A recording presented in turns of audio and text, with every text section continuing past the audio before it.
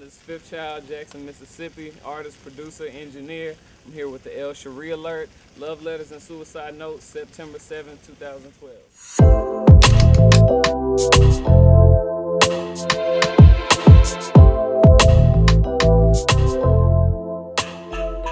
So talk about Fifth Child. Who is Fifth Child? Fifth Child is an artist, producer, engineer from Jackson, Mississippi. And that's it. Taking music to a different level, you know, just presenting something different and taking risks artistically that a lot of people in not even just the genre, but just like period in music period are really afraid to take. Okay. So where exactly did the name Fifth Child come from? Well, okay, I wrote my first verse when I was 11 years old, and I was going by, I went by a couple of different names, but I was mostly doing like battle rapping.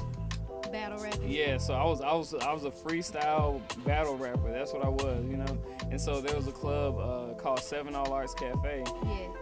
In Jackson, yes, and I used to go there a lot, and they had Lyricist Lounge on Wednesday nights, and so my brother would take me there with him, and I would just, so we had like freestyle ciphers, and I mean, I would just be battling people, and that's all I wanted to do, So yeah, but when I was 18 years old, through a discussion with my sister and my mother, I'm trying to remember.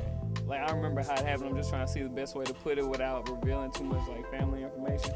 But yeah, you can give us a little bit if you want to. You don't have to give us all your family business. Yeah. Well, basically, I'm actually the youngest of 4 children. Which makes you?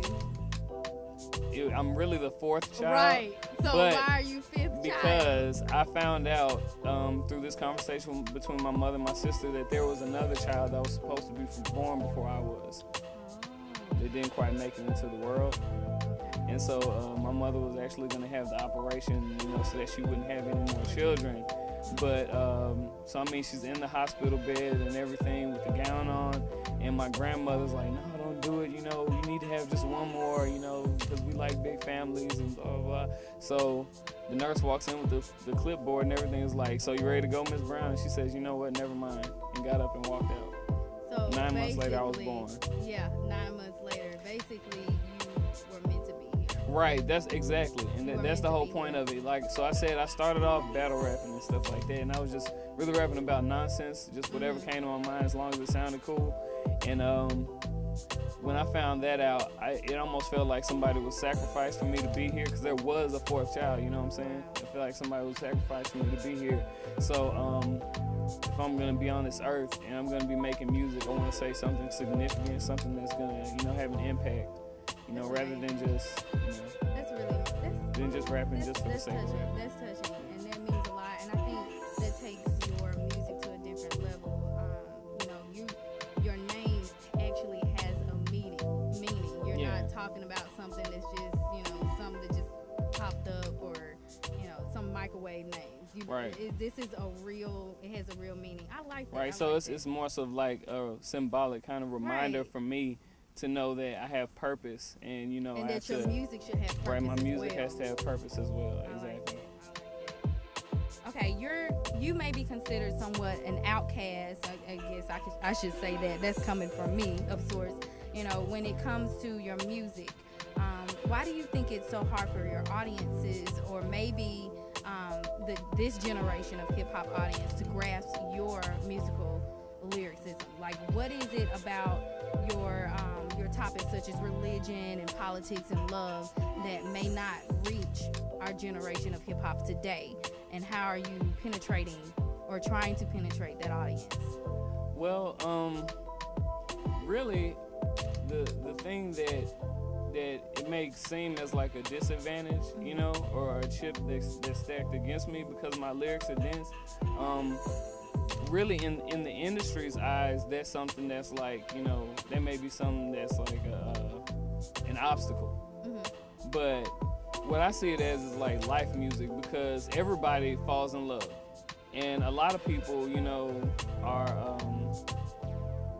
are really influenced by their faith and by religion and have, you know, a personal relationship with God. A lot of people can see the direct effect of politics on their life. So it's stuff that everybody goes through.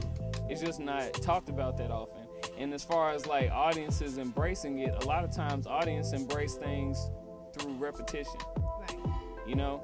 So there are some artists that everybody knows the song because the radio plays it 50 million times. And a lot of times the radio plays it 50 million times because the record labels and the record executives are basically telling the program directors, you have to play this. You have to play, so we're paying you this advertising money, we're paying you this money. Right. You have to spend these songs from these artists in order to get this funding. So a lot of radio stations aren't just independent like that, but I think if they were, there'd be more diversity in the music, and therefore the fans would have more diversity in their tastes. Right. I think it's all about repetition, you know? So the 6 albums, 3 mixtapes, what's that about? How is that going to be different from the new release of Love Letters and Suicide Notes? Love Letter and Suicide Notes is very different from those. One, because remember how I was talking about purpose, right. You know what I'm saying? With this project, even from its conception, I already knew what I wanted it to sound like before I had written one word. Right. I already had like a rough idea of concept before I had written one word. So this time, and I did all the production this time. This is the first project where I did like every single beat. Like normally I'll do most of like 90% and have a few other artists do 1 or 2. Wait a minute. You do beats too? I had no idea. Where have I been?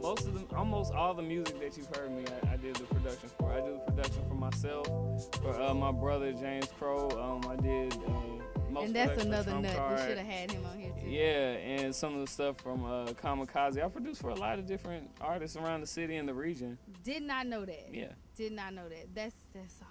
Okay, so continue. Tell me a little bit more about the Love Letters and Suicide Notes. So you want me to go into the concept go ahead. of this? Go into okay, I great. Can't wait to hear because I'm excited about it. So first, I'll talk about the process of how I did it. Okay. Well, I was sitting at home watching the Tribe Called Quest documentary, Beats, Rhymes, and Life, and I've always been a Tribe Called Quest fan, you know, since I was really young. But the more I started producing, you know, and I could really start to dissect the music, and I could really see how much of a genius that Q-Tip really was, because he was doing the production, you know, on the first 3. And after seeing that, I just got really, really inspired by that documentary, and I was like, okay, I want to make something that will stand the test of time like that, but there's a certain way that he sampled and the way he produced, and I wanted to capture that feel of like early 90s, mid 90s. So this time, instead of just making a cool beat that I liked a lot and saying, okay, I'm gonna write to this on the album, I was like, this is cool, but it doesn't fit exactly what I'm going for. Right. You know, because my sonic inspirations for this were like Outkast, ATLiens, Goody Mob, Soul Food, Tribe Called Quest, Low End Theory. Those were my reference points. So I wanted the album to have that warmth and grittiness that it had back then. So yeah, all the beats, I made all the music first. I made all the beats first before I wrote anything. And yeah, and then a good friend of mine told me something really important. He was like, anytime you approach your art, think of it as like the first draft you do of anything is just gonna be crap. Right. So that way you can always go back and rework it, and like, yeah, so with this project, I know I wanted to get the first draft out first, and then go back, and I added like a lot of live instruments, got, you know, people to do live instruments on it, got background vocalists on songs, and it just really made it it's way more artistic and more of a full production instead of just beats and verses. Right. I Yeah, like instead that. of just So rapping. this one is, you took a little bit more time with this album. Definitely. A little bit more crafty. Yes. You put a little bit more, I'm assuming, your years into this industry. You poured all of that, your heart and soul into this. And Right. I mean, the title itself is just so piercing. Exactly. It's piercing, and I'd like to know exactly how did you come up with that title? God. because that always works. Yeah, it was God, because when the words just came to me, like I knew that that's what the title of my album was gonna be. I didn't know what it meant, Right. but I knew that that was gonna be the title of the album. And the more I, meditated on it, and the more I created, the concept of it started to unfold. So basically what the concept is, first off, I think that it's my belief that love letters and suicide notes are two of the most intense forms of writing. Right. And when someone pens one of those letters with the intent of sending it out, then there's no turning back if they plan on going through with it. You can't take your love away from someone, Right. and once you commit suicide, it's over. Right. You can't take your death away. Right. Can't take your death away. Yeah. So that was the first thing. Mm-hmm. The second thing is that I'm a Gemini. So Team we get Leo. those a lot. Team Leo. But yeah, So you have two sides to you. Absolutely. We're gonna talk about that other side. Absolutely. Continue. Absolutely. Oh yeah, so the third theme from the album, I explained the first two, and the third one is that the album is kind of like a three-part narrative approach, and it starts off with the age-old story of a guy who's really crazy about this girl, and she breaks his heart, and so after that, Not you, is it?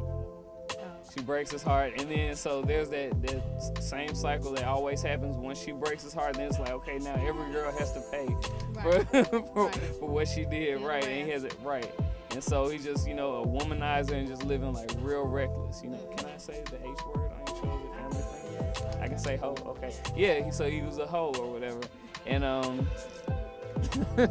he turns into a hoe, as a result of being heartbroken and just treating women any kind of way. And then in the end, he finally meets the woman who he falls in love with and wants to spend forever with. But now he has to answer for his past and the recklessness. He has to answer for his whole past. And so the last song on the album is actually called R.I.P. to the Pimp. So it goes through those three different phases, and it walks you exactly through his story. And in the end, before he can marry the girl and say his I do's, the pimp in him has to commit suicide. One more thing. So what do you think about, tell me what you think about the L.Sherie Alert and what struck you about it, and why you even agreed to even want to do an interview with the L.Sherie Alert? Well, what's funny is like my third album was called Behind the Music, and the whole theme of it was that when you look behind the music and look behind the smoke and mirrors, you get to see who the real heroes are. And a lot of times the real heroes of people are like everyday people, you know what I'm saying? Right. The real heroes don't always get all the recognition. And so to have a program and a website that focuses on these individuals who do amazing things, but they may not be all over the television, but they have changed lives, like without a doubt. Right. And that's what it seems that your program is really pushing. So I'm blessed that you allowed me to come on the show. So I'm happy. Yeah. Thank you so much. Hi, how you doing? My name is Fifth Child, and I'm here with the L.Sherie Alert.